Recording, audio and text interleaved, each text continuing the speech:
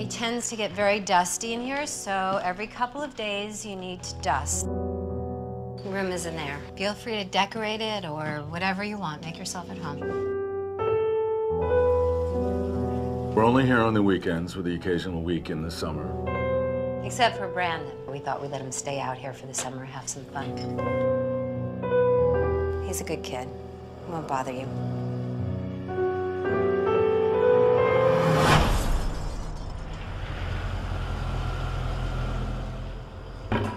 Drina, are you awake? What did you see the other night? I didn't see nothing. I stood in my room.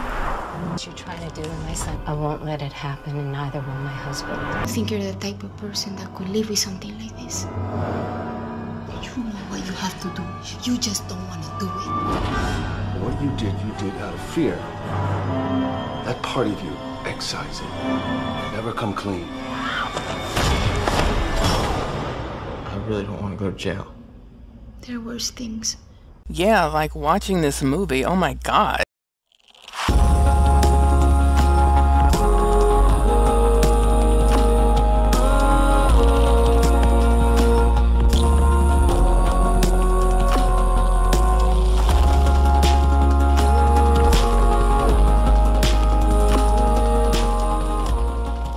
Tonight we are talking about The Maid's Room. The Maid's Room is a 2013 American psychological thriller written and directed by Michael Walker. The cast are Paola, Garces as Drina, Annabella Sciorra, as Mrs. Crawford, Bill Camp as Mr. Crawford, and Philip Ettinger as Brandon Crawford. Okay, so here's the basic plot. A maid from Colombia comes to work for a family in Long Island. Their son comes home drunk one night while parents are away. He apparently kills a man while under the influence of alcohol on the road as he was driving. The parents try to cover it up. The maid wants to call the police. The father kills the maid. Father solicits the aid of his son to bury the dead maid in the marshes of their property. The maid's friends show up and want to see her. The father lies and says she left and that she also stole money from them. These friends knew that that was a lie, so they keep coming back. First, I have to address Annabella Sciorra. What the hell?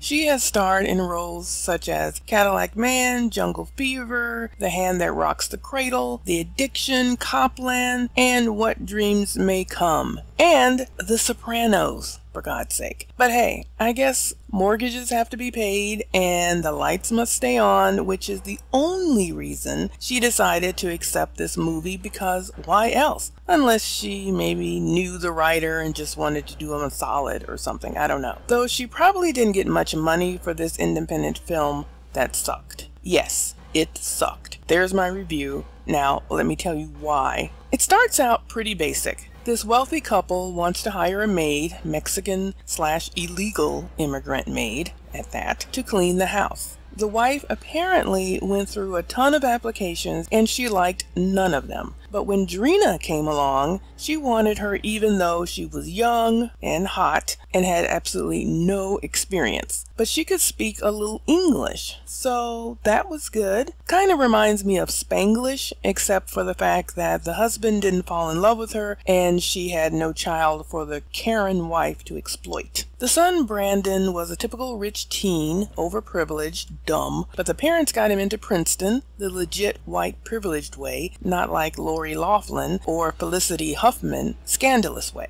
And he was a drunken partier. And that sets up the next plot. Apparently, Golden Boy does a hit and run where he kills a Mexican farmer on the road. The guy dies, and his parents offer the maid, Drina, money because they didn't need her services anymore. They said they were going back to the city and no one would be at the vacation home, so no maid service was needed. Sounds reasonable enough to me. So you would think Drina would take the severance package, call her friend that had dropped her off, and go on with her life. But no, she doesn't, for some God knows reason, do this. She refuses the rather thick package of bills and wants to call the police. I'm like, what? You stupid idiot.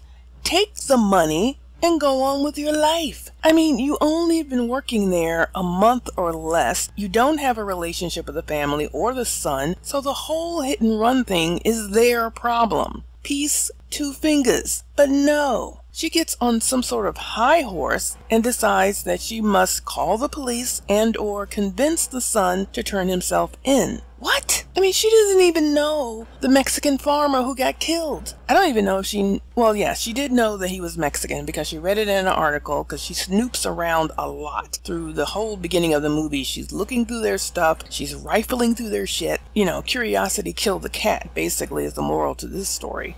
She doesn't know the person who was hit. She doesn't know the details of the situation. They gave her a plausible story that he hit a deer. Whatever. Things are weird around there, so what she should have did, take the money, okay, take the money, call your friend, and get the hell out of there. And then if you want to call the police later and say, hey, I have some information about this hit and run, and I can tell you about it, and they would never be the wiser. Now, the parents, the rich couple, tells her, well, if you call the police, because she says, oh, I'm going to call the police. He tells her, if you call the police, they're not going to believe you. We're white and we're rich and you're just some brown-skinned Mexican who is illegal being here in the first place. So what would you do? You would take the money and you get the hell out of there. Anyway, that was stupid. It was so stupid. That whole scene of the money and her high horse was ridiculous. And I just wanted to turn the TV off, but I said, no, I'm going to watch this piece of crap all the way to the end. All right, so after she turns the money down, the parents are like, okay, well, we need to kill your stupid ass. So that's exactly what they do. The son ends up being shot by the maid's friend and dies, which was fine because he was kind of suicidal, filled with guilt anyway. And the parents get off scot-free.